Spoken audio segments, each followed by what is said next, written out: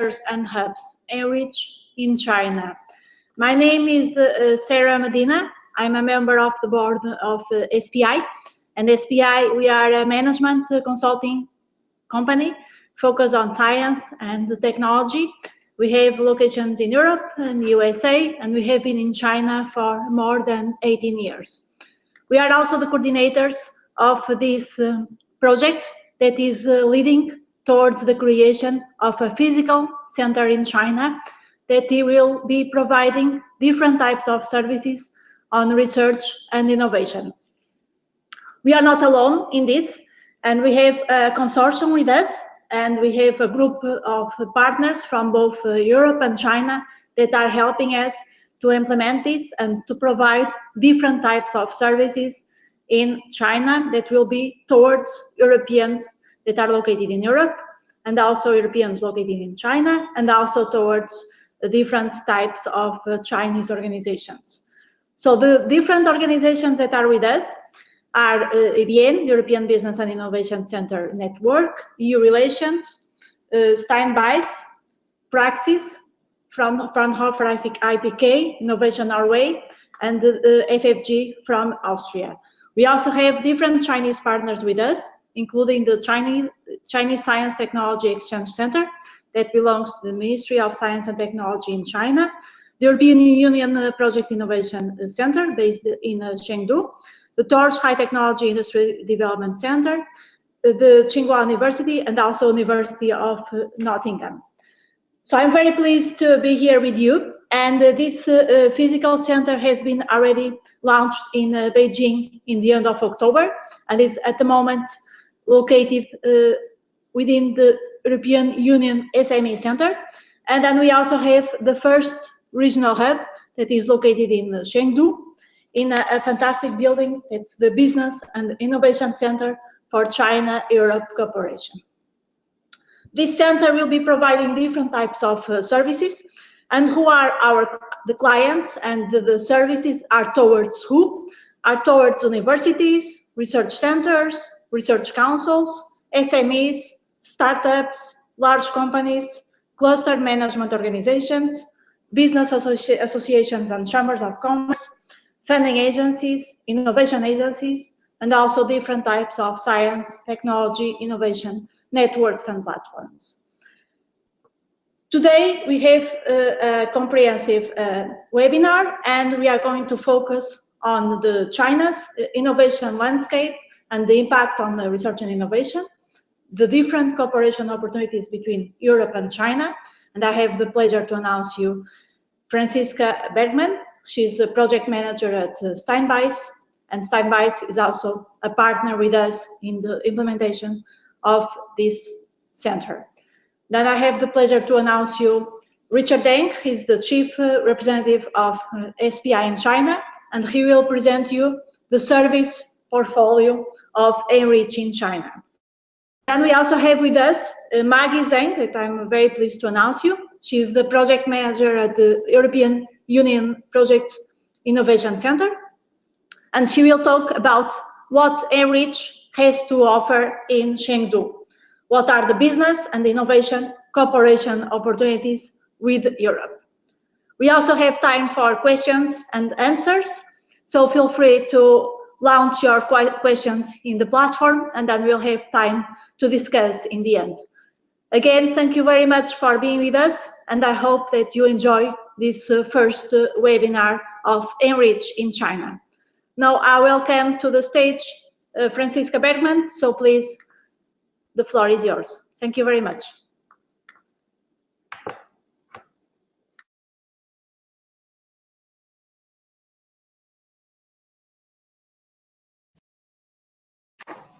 Many thanks, Sarah Medina, for your kind introduction. Welcome to all the listeners as well. My name is Franziska Bergmann. I'm a project manager at Steinbeis in Germany, and I am going to give you now an introduction presentation on the Chinese innovation landscape. We can just switch to the next page. So I will just briefly give you a bit of a background context why we have this webinar, or what is the work behind of all this introduction to the Chinese landscape, innovation landscape. I will talk with you about the main trends influencing the Chinese innovation landscape and how these might have an impact on the EU-China innovation cooperation. This is a quite large topic for 20 minutes, so I will give you a brief summary of the main findings of the work we have done, because the innovation landscape is quite huge and we cannot cover all the different aspects, and there are many, many examples, but I will do my best to give you a thorough overview in order to get a better understanding on what is happening at the moment in China. Okay.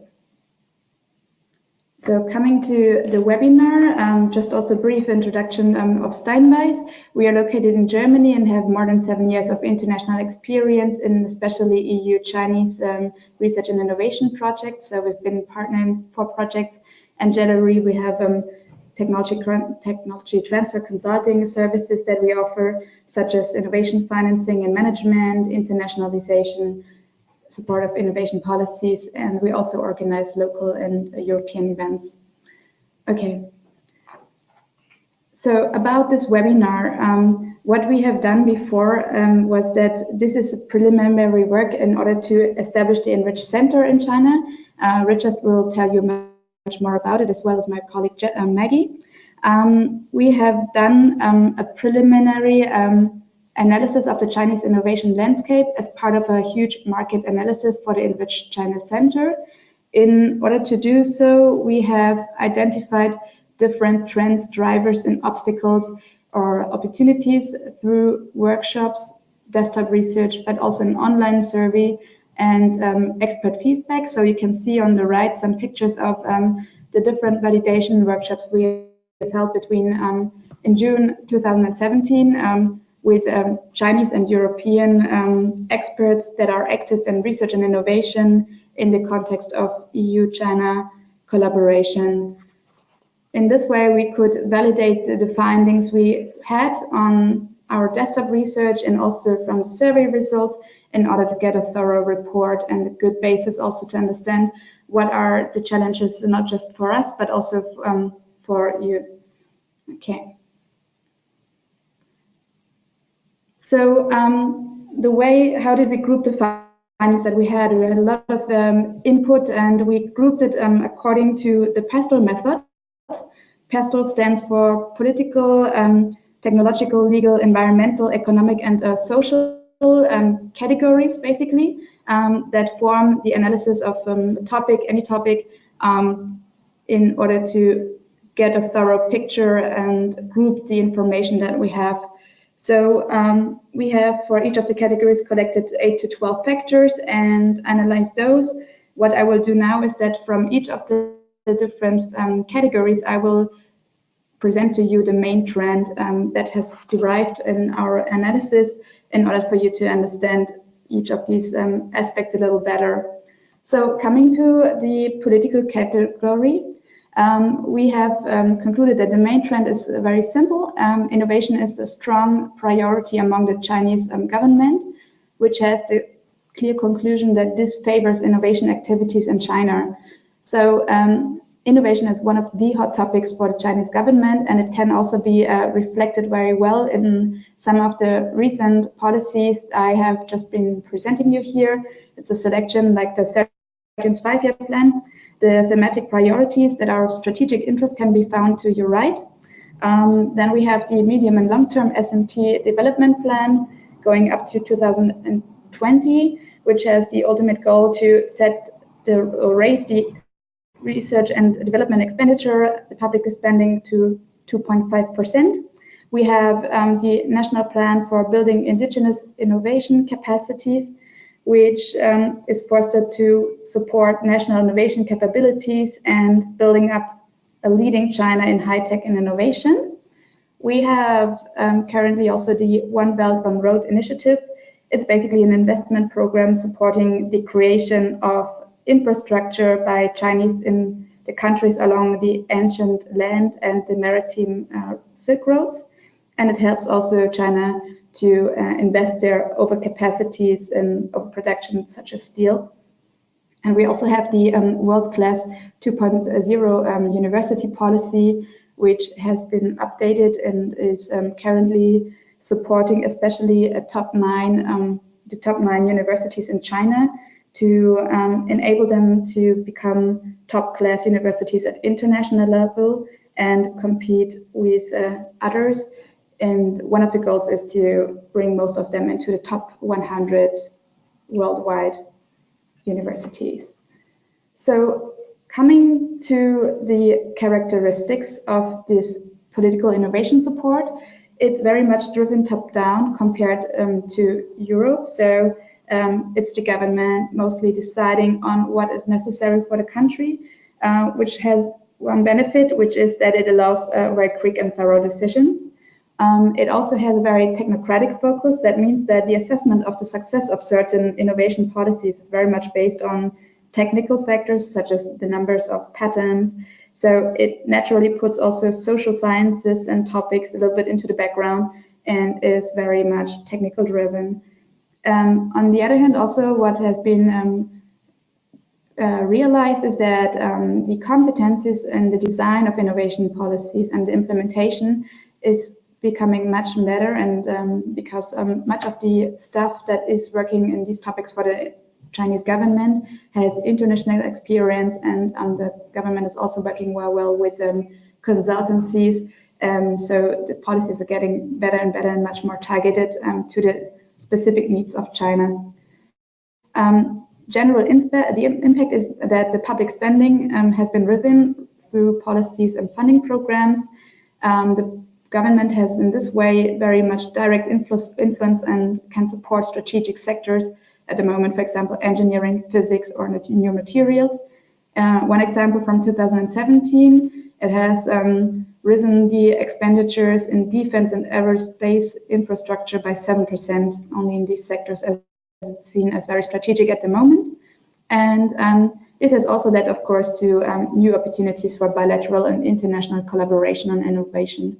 So there have been several memorandums of understanding basically signed, for example, during the One Belt, One Road Summit in May, but also on other occasions, of course, more than that.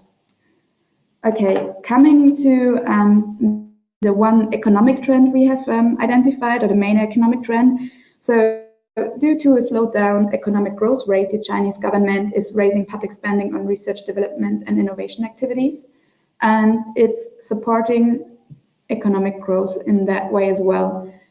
It still should be clear that although the economic growth rate is decreasing, it's still higher than in many EU countries, and China is still the second largest economy, which shouldn't be neglected.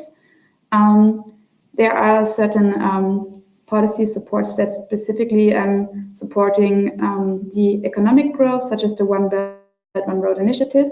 Then we have the Made in China 2025 initiative, which is supporting China towards smart manufacturing and high-tech manufacturing, especially on these areas on the right that you can see in the little box.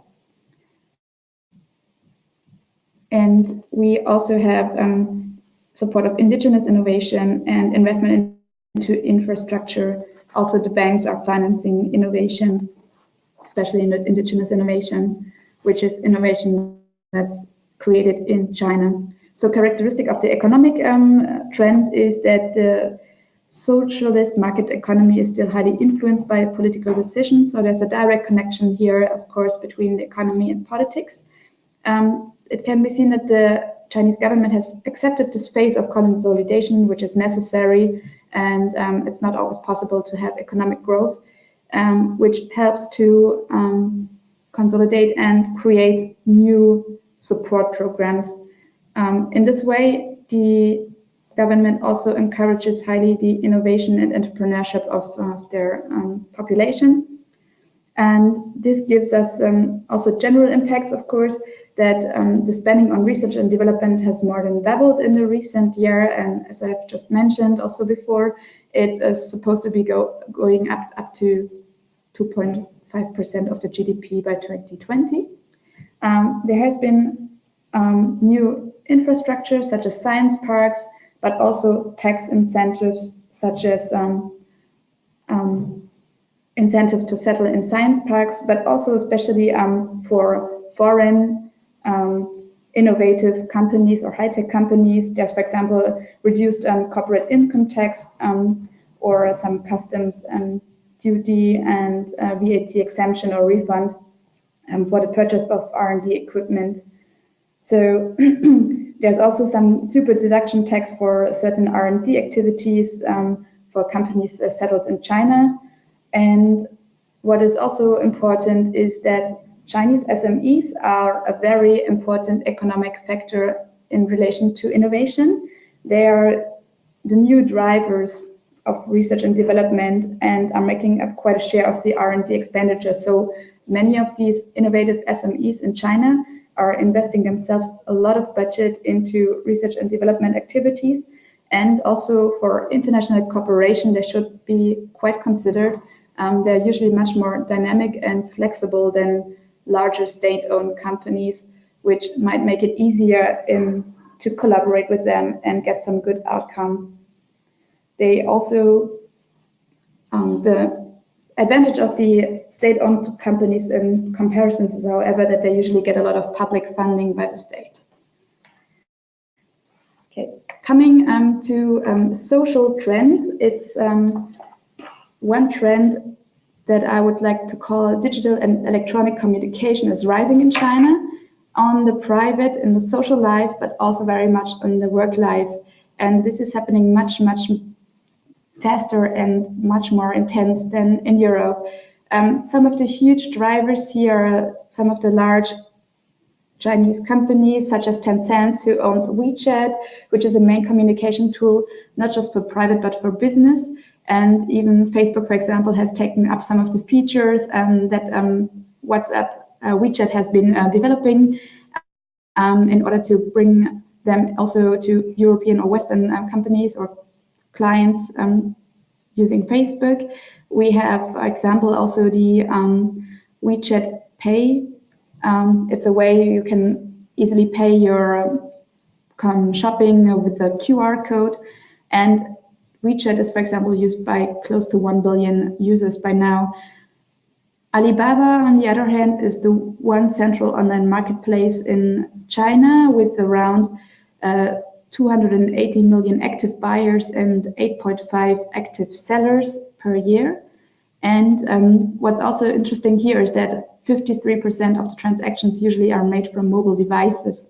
So here there's also a lot of things happening online. Then we have, of course, ZTE, who's a telecommunications equipment provider, also a provider of terminals and carrier network, who was, for example, in 2011 accountable for 2,826 patent applications. So one of the huge innovation drivers in China, and directly followed by Huawei, who is responsible for the development of smartphones and smart wearables and IT solutions, and working on IT solutions also for future megatrends, working a lot on big data and artificial intelligence for example, transport and in agriculture. So there's happening a lot. And coming to the characteristics, there's a growing middle class in China that can actually afford these innovative electronic devices, which is very good because there's direct consumption. What is also the case is that, of course, a lot of data is collected and it's in the hand of large company. There are also, of course, concerns a bit of data safety. It's not always clear how data is stored or with whom it is shared. But the general impact is that there's a lot of success and acceptance of digital processes, much more than in Europe, and it highly speeds up innovation. Europe can learn a lot here from China. A lot of business models are based on digital mobile customer interaction, for example, scanning of QR code. And at the moment, we could say that there is a lot of power given to the large companies here, especially in China, as they are owning, having a lot of users and therefore also owning a lot of data. Coming to the technological chapter, the trend we've identified here is that the Chinese performance in research and development activities is continuously rising. So some of the developments is that, as mentioned already, there's risen public investments in scientific and technical infrastructure, which is a key. So there have been large labs and also like bilateral labs. And now actually some of the labs have the problem that they're so novel and innovative that it's hard to find the right staff to manage such infrastructure. So there's even talent needed from abroad. And the country has generally heavily invested into the availability and improvement of technical and R&D infrastructure. So there are many pilot zones and innovation and demonstration zones, such as the Zhongguancun, which is the Chinese version of the Chinese Silicon Valley. And there's also lots of virtual infrastructure that is being pushed, like internet. Then we have also a lot of incubators that have been created in the last years, more than 4,000, and they're often located at universities and supporting technologies. And there are also lots of science parks, which are mostly designed for clustering innovative large companies. So that's the difference between the incubators and the science parks. They're usually, the science park usually also attract a lot of larger companies that settle there, and they're even like building cities around them because this attracts smaller companies, and there's new infrastructure and new cities building around them. Then we have also a lot of Chinese private SMEs that demonstrate great research and innovation performance, as mentioned, and the number of patent applications has also highly increased, which is a very important indicator for the performance of technology and high tech and innovation. So, for example, China is leading in patents or holding up to 12 to 30% of the patents in areas such as computers, electronics, optical products, and ICT. And as mentioned, even those multinational enterprises such as ZTE and Huawei are accounted for even more than 30% of these patents among the Chinese patent owners. Okay, coming to the general impact,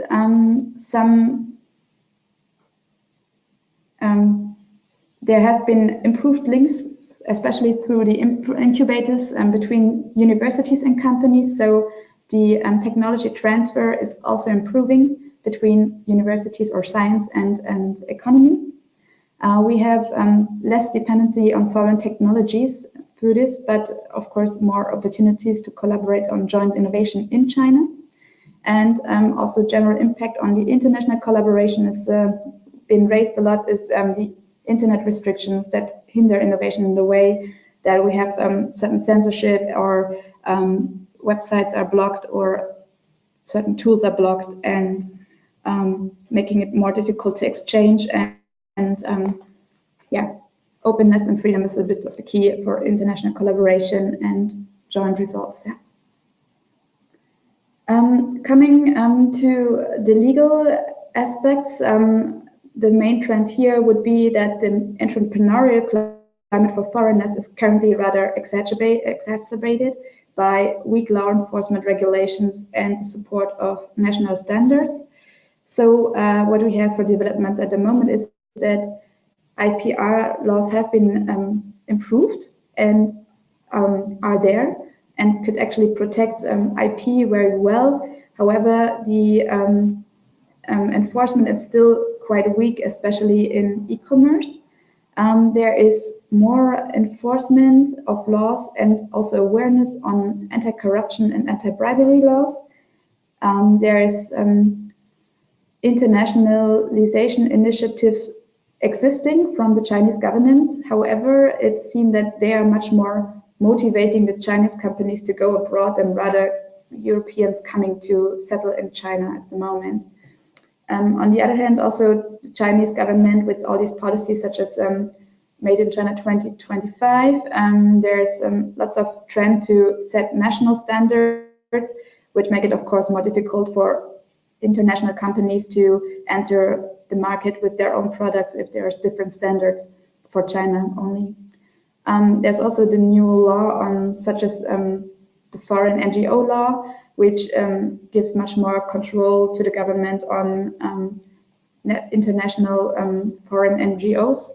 And there's also a law that rather controls the foreign capital flows, which makes it always a bit difficult to completely operate without having too much administrative effort. So there are some positive developments, for example, to protect the IP and allow certain fair play. However, very often it's not really the laws that are missing, but the weak law enforcement that is there. And we can just recommend everybody to carefully observe market regulating actions in order to make the best decisions for their own intervention in China. So coming to the environmental aspects, so the trend is that environmental protection and awareness in China are on a slow but steady rise. That means, as in many parts of the world, China is facing environmental problems, and they are very often still severe. Just to name the top three, we have the air pollution, the water pollution, the soil pollution, and there is a growing number of laws towards environmental protection and also rising awareness among the population. However, this always differs from case to case, so depending on how much citizens are affected, the level of awareness is quite different. And also, depending on the region, it's not always easy to control the right implementation and the enforcement of the laws. So generally, the impact here is that there's weak law enforcement, but there's a lot of potential for new technologies, for innovation and international collaboration in all fields related to environmental topics. So these would be our main 6 trends. And now coming to the impact and how this all could affect EU-China innovation cooperation. So what's generally good is that the high priority of innovation in China has enhanced EU-Chinese research development and innovation cooperation, and there's a mutual understanding and also regular dialogue and exchange between the EU and the Chinese government on research and innovation, but also economic cooperation and also legal conditions. So, for example, there's also an IPR dialogue, and that's also very positive to be mentioned. There are common challenges that offer many common research development and innovation cooperation opportunities. And it's also one of the impacts is that also this has helped to create the Chinese co-funding mechanism for Horizon 2020 projects. That means China is investing a lot of budget to finance the participation of Chinese participants and organizations in Horizon 2020 projects. And so far at the moment, we have, for example, 47 projects that have been profiting from this co-funding mechanism, or it could also be said that it's 117 Chinese organizations that have been funded. That said, since the Chinese government is spending a lot of money in order to support Chinese participation in Horizon 2020, there are also various cooperation opportunities in Horizon 2020 to be found. If you take a look at the new Horizon 2020 work program for 2018 to 20, you will find topics across all the fields, especially those that have a strategic priority between both the EU and China. And also, last but not least, it should also be clear that China is offering international funding for research and innovation, such as, for example, through the 1,000 Talent Program, that is helping also international researchers to receive Chinese funding. And also, China is giving other funding than the co-funding mechanism to Chinese researchers. So it's always good if you have a Chinese researcher and you would like to collaborate, let him identify some national funds or local regional funds that could also be useful for you to be used in your projects. So some recommendations from our side. China is changing steadily.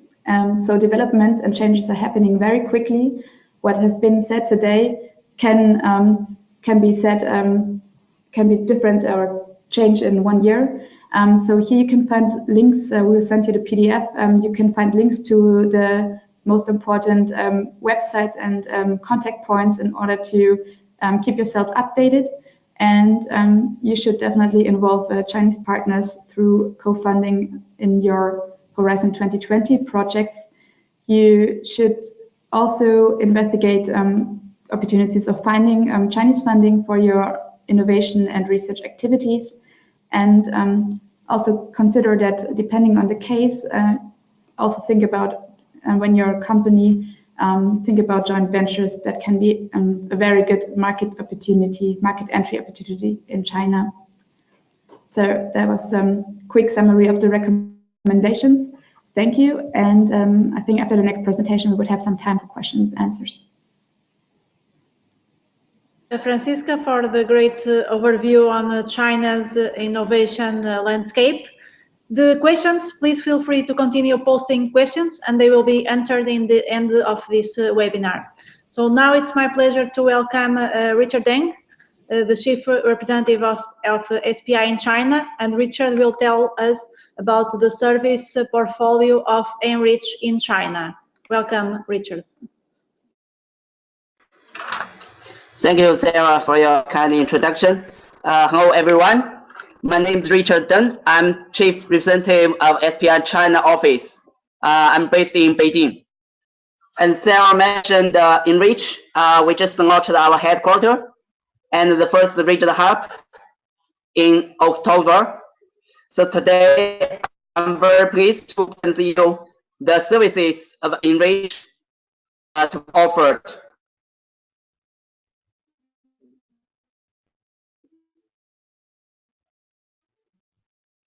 So basically, for ENRICH, we define 7 different types of services. I will make a very short introduction of them one by one. So the first one, RDI, consultancy and coach. This one basically is kind of a traditional consulting services. So for example, if you want to have a kind of a technology transfer to China, you are looking for a right partner, ENRICH could support you based on your specific request. If we are going to establish a kind of a joint lab with a specific Chinese universities or research organizations, ENRICH could help you. Or you are going to sell something very technology-intensive products to Chinese market, ENRICH could help you to conduct the market research and regulations, as well as to find the right Chinese partners for your selling your products in Chinese market. So this is basically kind of consulting services. It's something that we also offer kind of like coach services. It's similar to kind of training, but based on case one-to-one services.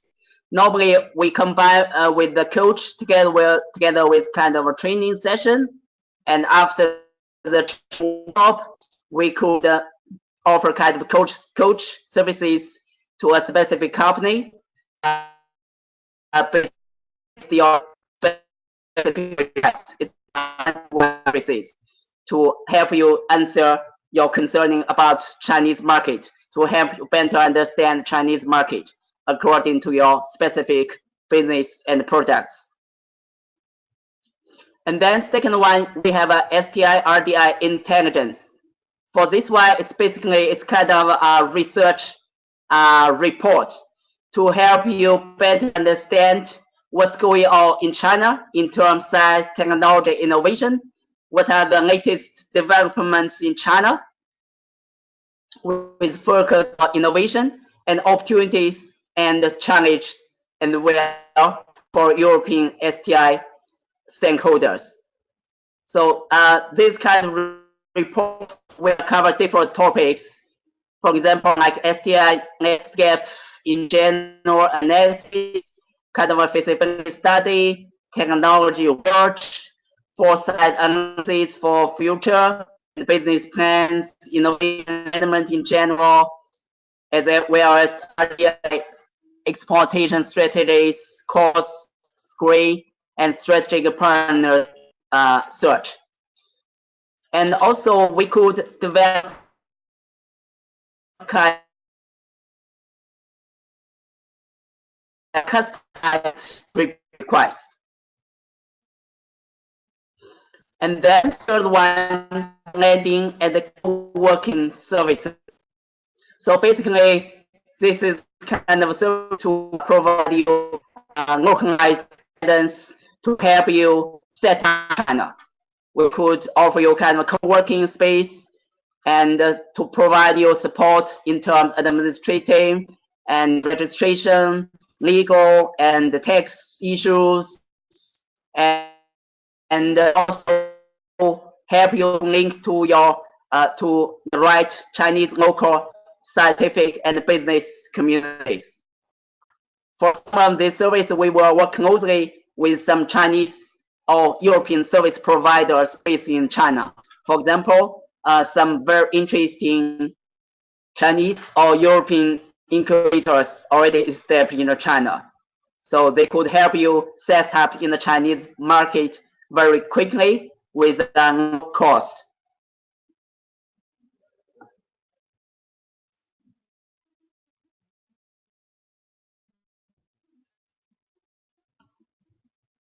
And the fourth one is about training. Foster open innovation through training. So ENRICH will also offer different training programs. For example, kind of a short course, workshop, and also webinars to help you to understand the Chinese market and also to provide you the latest kind of funding opportunities in China and the cooperation opportunities in China for Horizon 2020. And also help you to improve your skill in terms of innovation management in general. So those we have different types of training, as you see here, kind of short course, workshop, and a webinar to cover different topics. And then the fifth one, cooperation enabling events. We will organize quite a lot of different events to bring you with your potential Chinese partners, service providers, and other STI communities to generate possible business opportunities in the Chinese market. Just give you an example, in October, we organized a large-scale matchmaking tour to China with more than 50 participants from different EU member states countries, including companies, clusters, research, and also universities and technology offices. So different organizations to China, to Chengdu, to Beijing, and Qingdao to have a matchmaking events and also attended different conferences and workshops.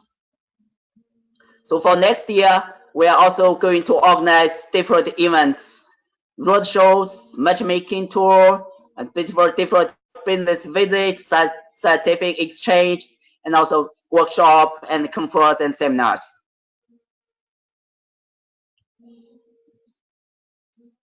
And the sixth one, RDI briefs. So basically, this is kind of a newsletters. So we will send the kind of newsletters to different stakeholders, particularly European stakeholders that are interested in Chinese STI market,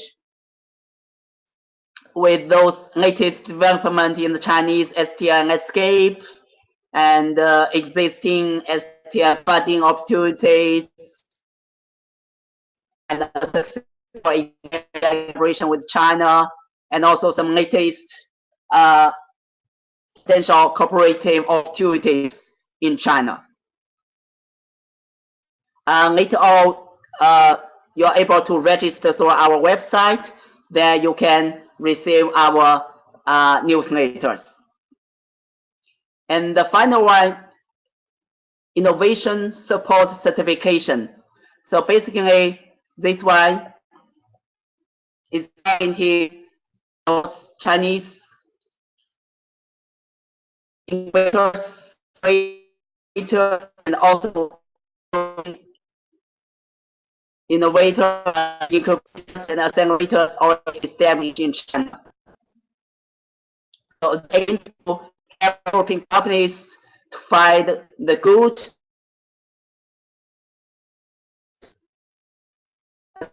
China, so they get quickly in China. And later on, we will publish a kind of a call for interests through our website. So those incubators could come with an application, and we will make kind of certification to make sure they have capabilities with European countries. Yeah.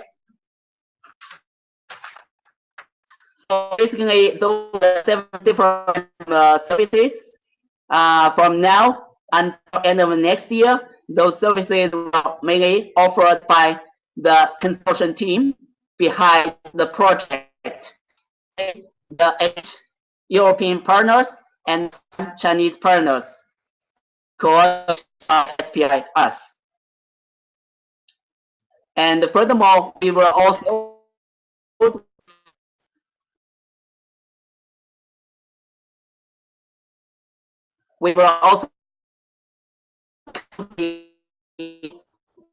infrastructure in China, for example, the EU SME Center, EUCCC, IPR desk, and also organizations for the member states countries, and also Chinese service provider and independent experts. So please visit our website regularly to find the latest development of those services and also coming events. In case if you have any specific requests from us, please feel free to contact us. Here we have our email address, china@eucentral.eu. Thank you very much. Thank you very much, Richard, for the great overview of the services that ENRICH can provide. I know that the sound was not the best, so we will be sharing with all of you the presentations, and then you can also contact us for any further information. I'd like also to inform that we are already preparing a breakfast event that will take place in Beijing in the end of January, and we will also be sharing this information with you. If you are around Beijing, you are welcome to join us in this breakfast event that will take place. It's my great pleasure to announce you now Maggie Zheng. She's the project manager of EUPIC, the European Project Innovation Center, and she's based in Chengdu, and she will tell us about the different services that the ENRICH in China regional hub based in Chengdu can offer. Welcome, Maggie.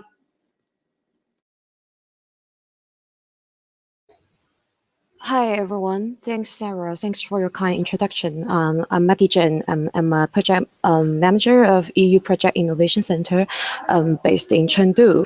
So today I'm going to introduce briefly about the services of the ENRICH Regional Hub in Chengdu and what kind of cooperation opportunities between Chengdu and Europe. Okay,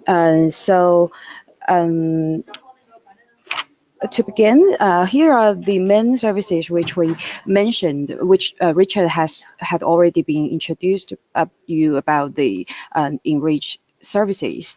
And among these 7 services, there are 3 services which will be held in ENRICH Regional Hub. The first one is fostering open innovation through training, and the second one is cooperation enabling events, which we will provide some matchmaking tours and sessions like roadshows and business visits that will build trust and drive the exploitation of research, innovation, and business collaborative opportunities. And the third one is soft landing and co-working, which is the main service ENRICH Regional Hub will offer, and which I will elaborate in details in later slides. So to begin with, I will give some key facts about Chengdu first, which you may or may not know about Chengdu. Chengdu is the capital city of Sichuan province and also the Western China's economic center, science and technology center, cultural center, exchange and trade center, transportation hub, and communication hub. And it is also an important national high-tech industrial base, and it is also a commerce and logistics center, and it has comprehensive transport hub as well. And from the aspect of logistics and communication, Chengdu is the fourth largest aviation hub in China, and it is the fifth largest railway hub in China. And it is an expressway hub in Western China, and also the new airport, the Tianfu International Airport, is under construction at the moment. The Tianfu New International Airport will be the second international airport of Chengdu, and that makes Chengdu becomes the third city of China who owns two international airports.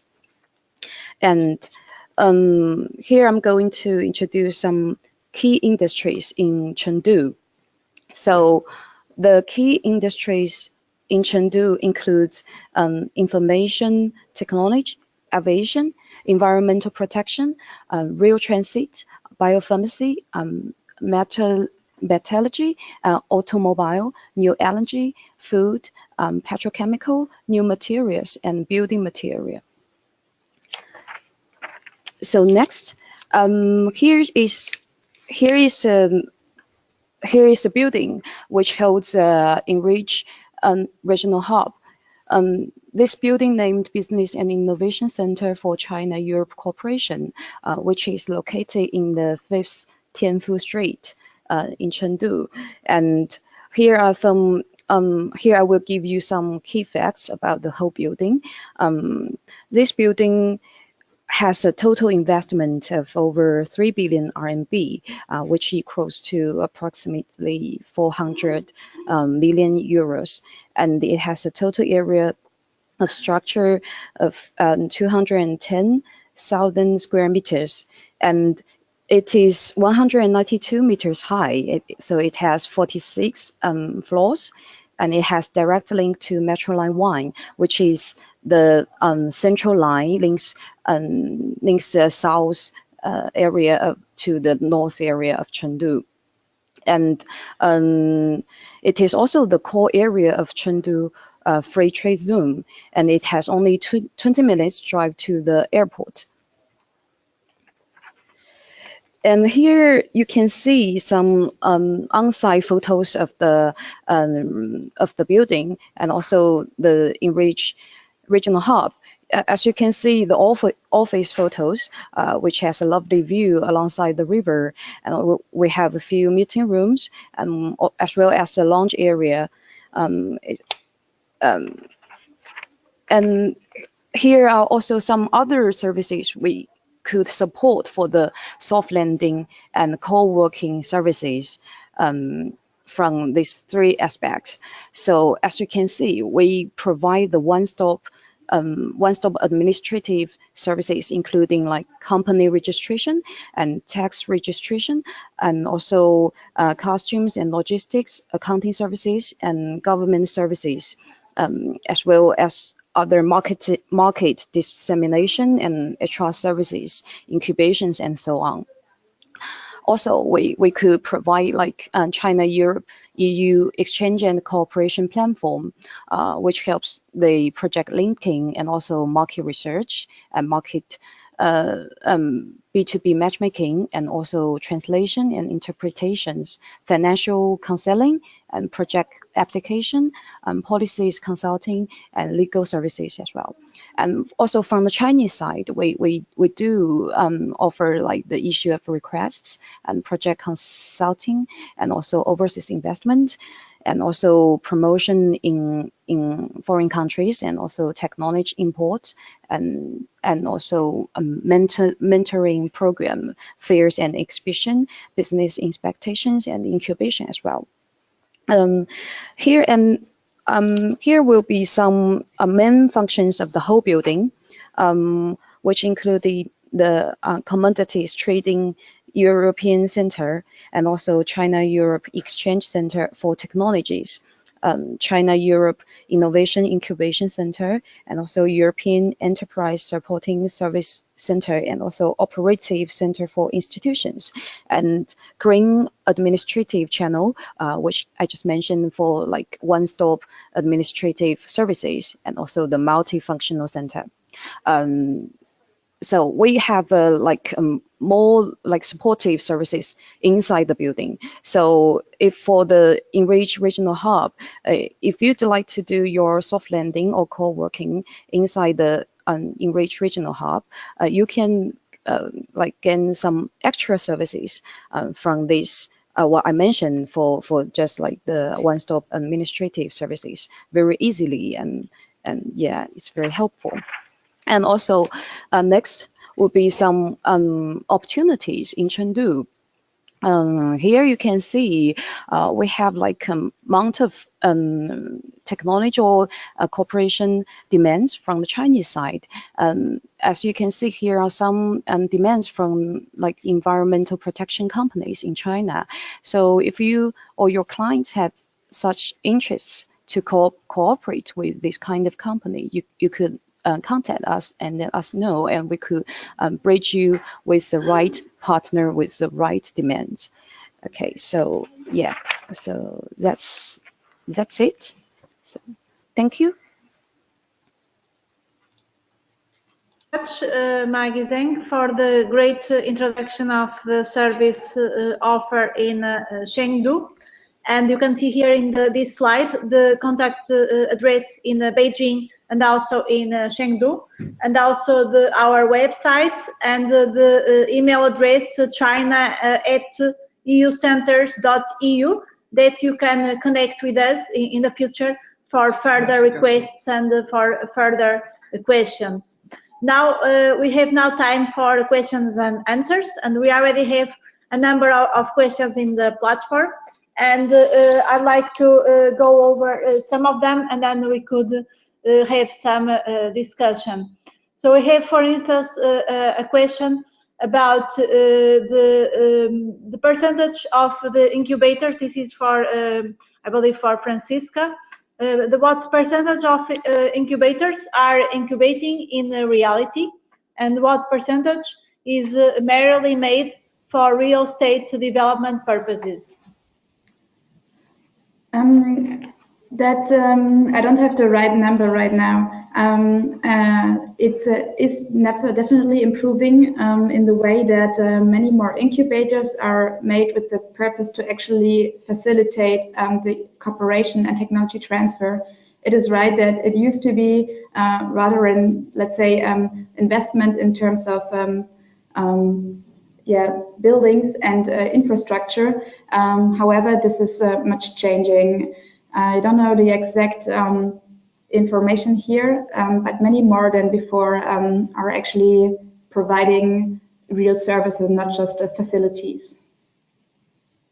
Exactly, and so if I may complement, I think in China there are already different regions and different provinces that are building huge business incubators and science parks, but they also provide very favorable conditions for the hosting. And also through the ENRICH in China, we are also launching now a call between the end of this year, beginning of 2018, that we are going to be certifying these business incubators in China that are able to provide services. So we'll have some this certification process, and we'll be able to see the ones that are in a real condition to provide services, because we want to offer the best quality for our clients, and that's very important for ENRICH in China. So I would say at the moment there is a combination. There are some more developed than others, but it's a question of being able to choose the right ones, and we can work together with you on that. We have some other questions here. For instance,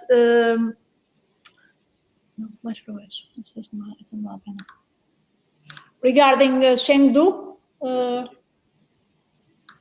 Is there a contact address for the representative in Chengdu area? I think this question has been already answered.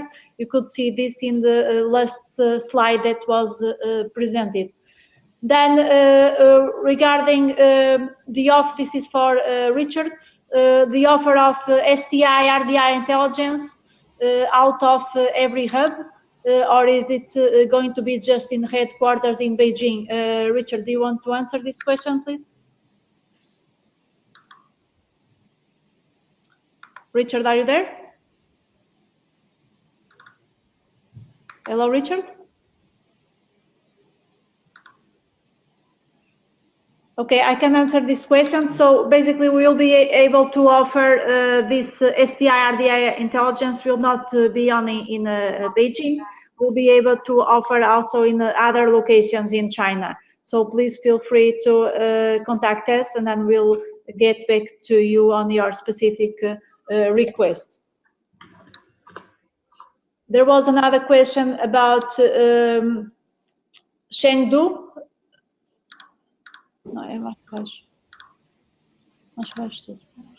For Maggie Zheng, is there an existing collaboration in the area of food science between Chengdu and Finland?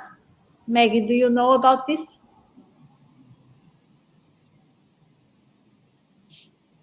Maggie, are you there?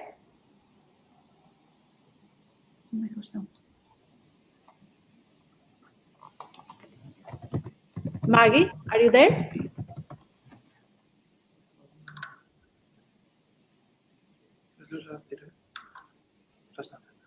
Maggie, Hello. can you hear us? Yes. Yeah, Maggie. yeah. Hi, Sarah.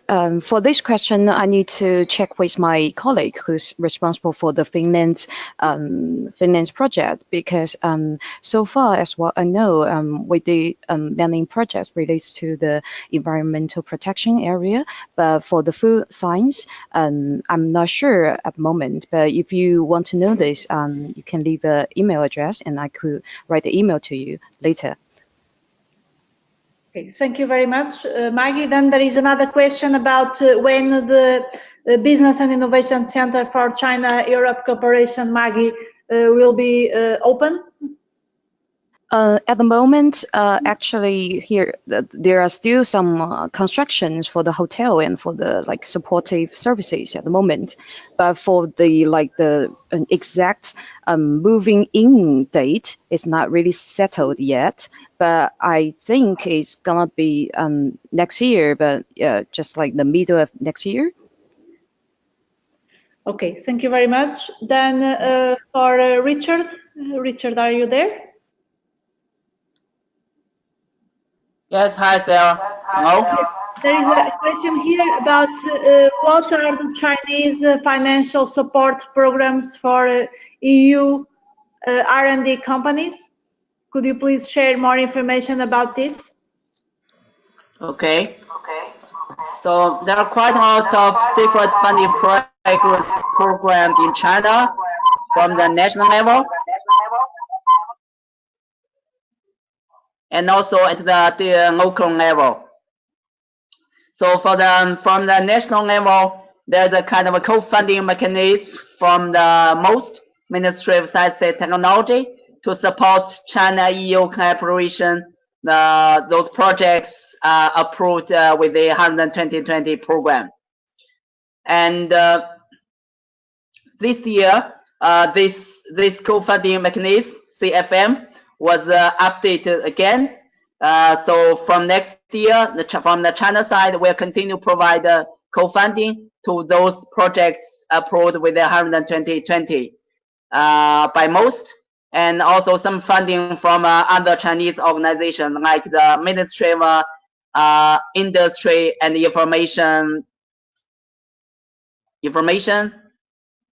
Technology, and also from NSFC, and also some funding from the Chinese academia or science.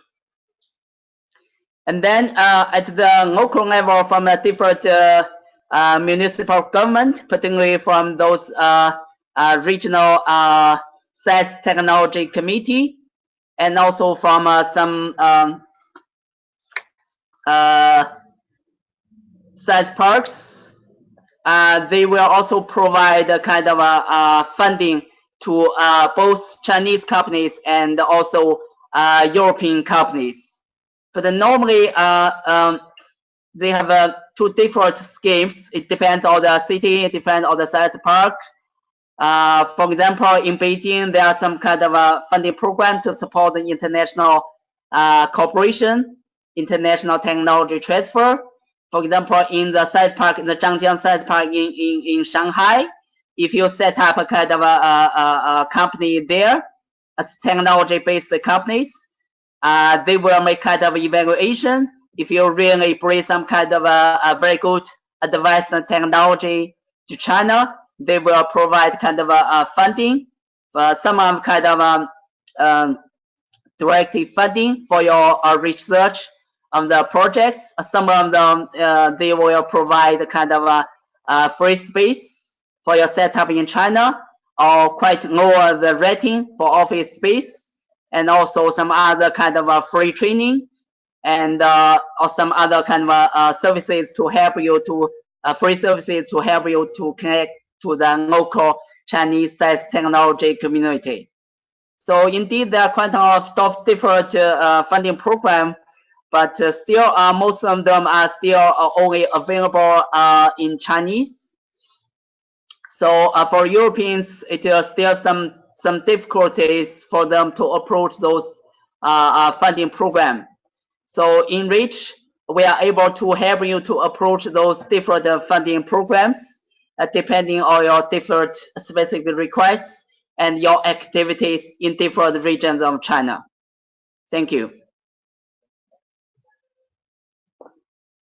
Thank you very much, Richard. Then we have here a number of questions. There are some questions here about the prices of the services, and then some questions here if we are also able to support more on the exporting side, on the non-technological aspects, and then also regarding the services, if we are able to provide them in different regions in China, and also regarding the services, how we can basically how we can connect and who we can contact if we want to get more information. So to get more information on the services, you can always reach us through that general email address. Then regarding the prices, we are at the moment defining the prices, but we are going to have some services that are going to be free, like for instance this webinar, and then some of the newsletters and the other types of services. And then of course the trainings will be charged, but with a low price. The missions will be also charged with a low price. So it will be case by case, and the coaching and the consultancy will also be charged with low prices. So there we recommend that once you have a specific request, you can contact us, and then we can get back to you within a very short number of days. Then regarding we can also help on the exporting side, on the non-technological requests. That's also possible for ENRICH in China to help. If you are also selling, depending what you want to export to China, we can make an assessment if we are able to support you. Then there is a question here, I think it's for Maggie, regarding the China-EU exchange and the cooperation platform in Chengdu. A function of funding application is mentioned. What kind of funding is available for foreign team company to apply in Chengdu, or is it a foreign team eligible to Chinese R&D funding? Maggie.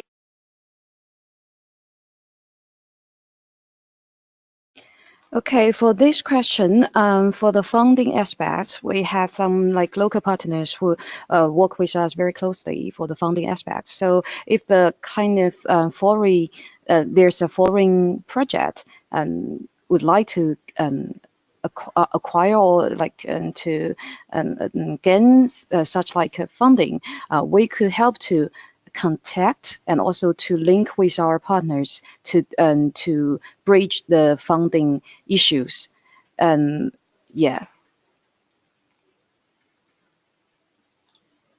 Thank you very much, Maggie.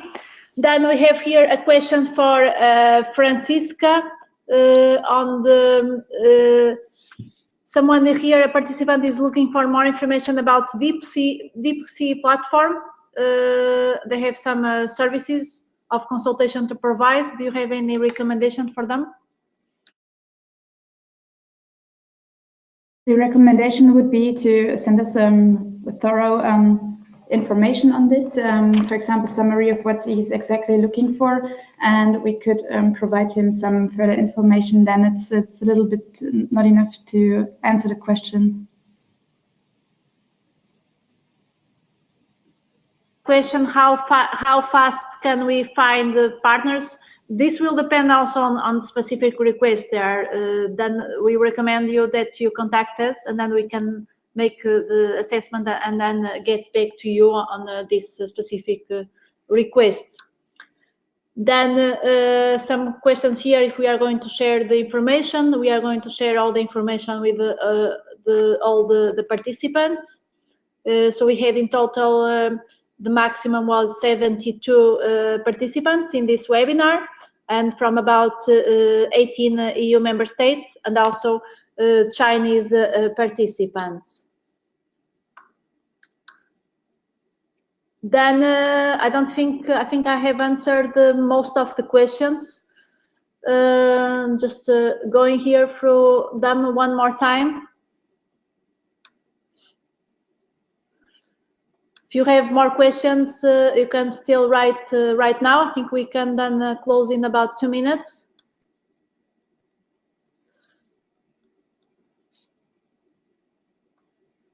How can I get more information about the co-funding in Horizon 2020?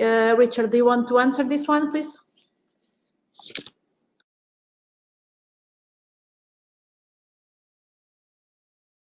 Franziska, about the co-funding in Horizon 2020, please.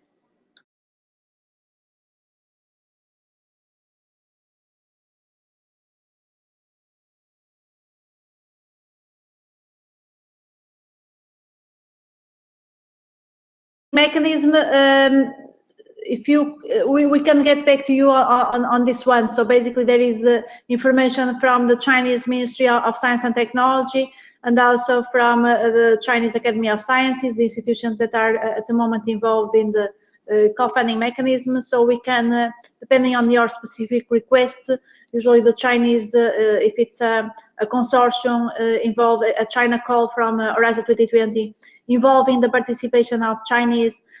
Sometimes the Chinese don't receive funding directly from Horizon 2020 most of the times, and they have to apply in China. There are certain times that are available.